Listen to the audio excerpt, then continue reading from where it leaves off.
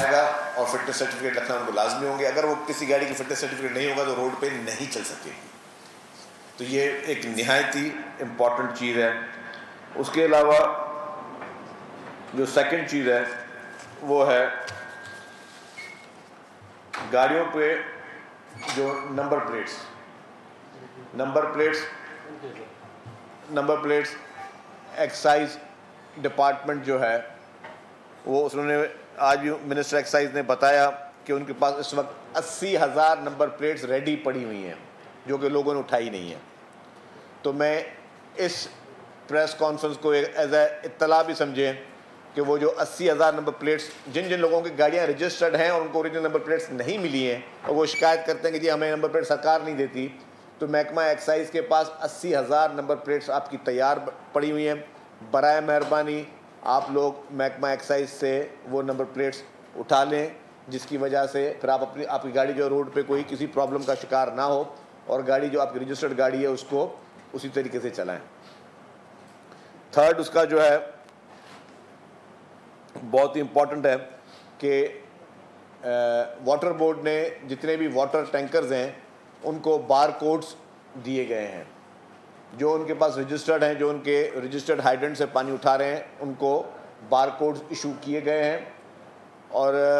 जिनके पास बार कोड्स नहीं है वो गाड़ियाँ इम्पाउंड की जाएंगी। जिन गाड़ियों के पास भी वो बार कोड्स नहीं है, क्योंकि वो बार कोड उसको दिया जाता है जो गाड़ी, उसको भी हम यही मज़ीद उसको अब एक और फंक्शन में ऐड कर देंगे कि वो गाड़ी फ़िज़िकल फ़िट होनी चाहिए ताकि वो गाड़ी जो है खुदा न खासा कि कहीं पे एक्सीडेंट ना हो, कहीं पे कोई प्रॉब्लम ना हो। तो वो बार कोड्स उन्हीं गाड़ियों को जो है जो ऑलरेडी बार कोड्स जिनको दिए गए हैं उनको उनकी फ़िटनेस भी चेक होगी, लेकिन साथ साथ जो गाड़ियाँ रजिस्टर्ड नहीं चल रही हैं, ऐसे टैंकर्स जो कि अनरजिस्टर्ड हैं, उनको फौरी तौर पर इम्पाउंड किया जाएगा। तो ये मैं बता दूं उन अफराद को जो ये कारोबार कर रहे हैं कि उनके पास कोई टाइम नहीं है, फौरी तौर पर अपने वो गाड़ियाँ रजिस्टर कराएं, वो अपने टैंकर वो हैवी ट्रैफिक रजिस्टर कराएं और रजिस्टर होने के बाद फिर वाटर बोर्ड से भी रजिस्टर कराएं जो वाटर टैंक का काम करती हैं, तो उनको वो बार कोड इशू किए जाएँ, वरना उसके अलावा शहर में कोई गाड़ी नहीं चल सकेगी।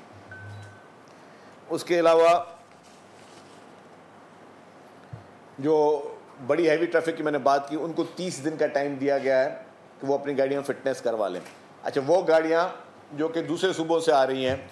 और उनको जो है वो अगर वो भी कोई सर्टिफिकेट दिखाएंगी तो उनके लिए भी लाजिम होगा कि वो सूबा एसेंस से अपना फिटनेस सर्टिफिकेट ज़रूर लें। ये नहीं कि कोई गाड़ी बलुचिस्तान से या पंजाब से या खैबर पख्तूनख्वा से आती है, वो कहे कि जी मैं तो वहाँ से मैंने फिज़िकल फिटनेस सर्टिफिकेट लिया हुआ है, क्योंकि पंजाब गवर्नमेंट भी ऑलरेडी जो है उन्होंने भी ये लॉ रखा हुआ है कि वो पंजाब में फ़िटनेस सर्टिफिकेट होना लाजमी है। तो इसी तरीके से सिंध हुकूमत ने भी ये लाजिम किया है कि जो भी हैवी ट्रैफिक होगी उसको सिंध हुकूमत का फ़िटनेस सर्टिफिकेट होना लाजमी कर। और हमने असम्बली से एक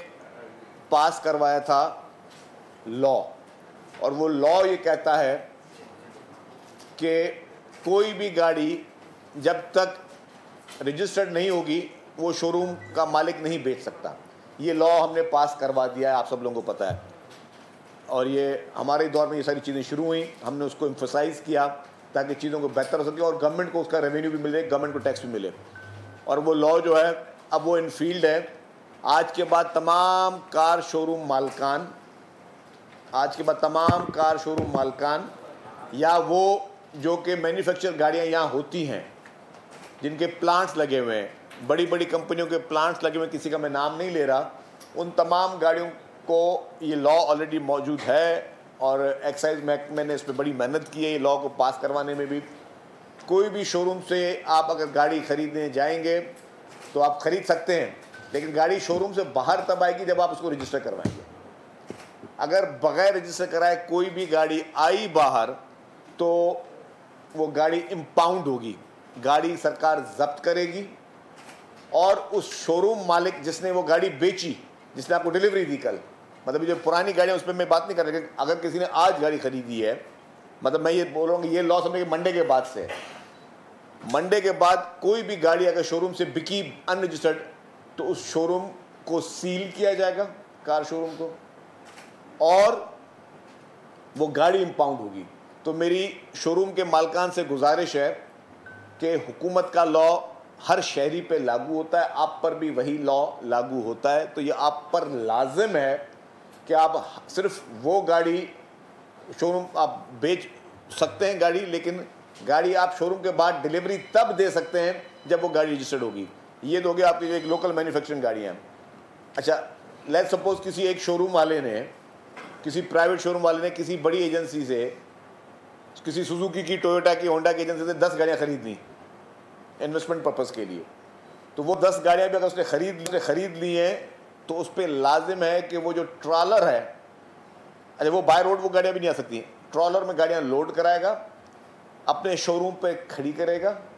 ट्रॉलर पे लोड करके अपने जो कैरियर्स होते हैं, जो इसके कार कैरियर्स होते हैं, उसमें लोड करके अपने शोरूम पे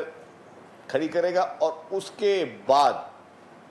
जब वो शोरूम पे गाड़ी खड़ी हो गई, वो भी तब किसी को डिलीवरी दे सकता है जब वो गाड़ी रजिस्टर्ड होगी,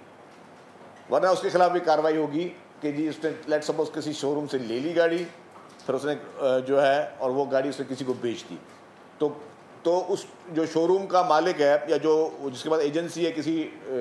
पाकिस्तानी लोकल मैन्युफैक्चरिंग गाड़ी की, उसने भी अगर किसी को बेचनी है तो किसी शोरूम वाले को तो उससे रसीद लेनी है और इस अंडरटेकिंग पे लेनी है कि अगर वो गाड़ी रोड पे चली तो he will be also equally responsible. ये होगी चीज़ें। अब तीसरी आ गई आपकी इम्पोर्टेड गाड़ियाँ। उसके लिए भी हमने पहले ये कहा था, इम्पोर्टेड गाड़ियाँ जो कि कराची पोर्ट पे आएंगी, 2 किस्म की गाड़ियाँ, एक जो सूबा सिंध के लिए आएंगी, उनके लिए तो यही लॉ मौजूद है सूबा सिंध में कि उन गाड़ियों ने तब निकलना है जब वो गाड़ी रजिस्टर होकर निकलेंगी। अगर शोरूम में भी जानी है तो उन्होंने कैरियर में जाना है, शोरूम से बाहर कोई भी गाड़ी अगर निकलेगी तो गाड़ी इंपाउंड होगी। दूसरा, वो गाड़ियाँ जो शहर से बाहर के लिए हैं, सूबे से बाहर के लिए हैं, उन्होंने भी उन कार कैरियर्स में जाना है, उन्होंने भी बाय रोड नहीं जाना। तो इस पर हुकूमत ने ज़ीरो टॉलरेंस पे कार्रवाई शुरू की है। ज़ीरो टॉलरेंस पे उन गाड़ियों को जो है अनरजिस्टर्ड गाड़ी शहर में नहीं चल सकती। फिर जो है जो हमारी रीवोज गाड़ी हैं, रीवोज वीगोज, वो लोग करते क्या हैं, लोग ख़रीदते हैं करोड़ रुपए की गाड़ी और रजिस्टर कराने के जाते हैं, बोलते हैं मैं कमर्शियल पर्पज़ के लिए यूज़ करते हैं तो उसके लिए 1% होता है, और अगर पर्सनल पर्पज़ के लिए होता है तो उसके लिए 4% होता है। अब गवर्नमेंट ने यह भी फैसला किया है कि इसी महीने से तमाम गाड़ियों के जो गवर्नमेंट के टैक्स वो सेम कर दिया गया है। चाहे आप कमर्शियल पर्पज़ के लिए यूज़ करोगे तो भी आपने वही परसेंटेज पे करनी है, अगर प्राइवेट यूज़ करोगे तो भी वो आपने यूज़ करनी है। जी, कमर्शियल टैक्स जो है वो पहले कम था तो लोग बोलते थे जी मैंने ये लेट्स सपोज मैं लोडिंग के लिए गाड़ी उठाई। वज़ीर इत्तलात सिंध शर्जील मेमन की न्यूज़ को है। सब्सक्राइब करें और बेल दबाएं ताकि कोई खबर रह न जाए।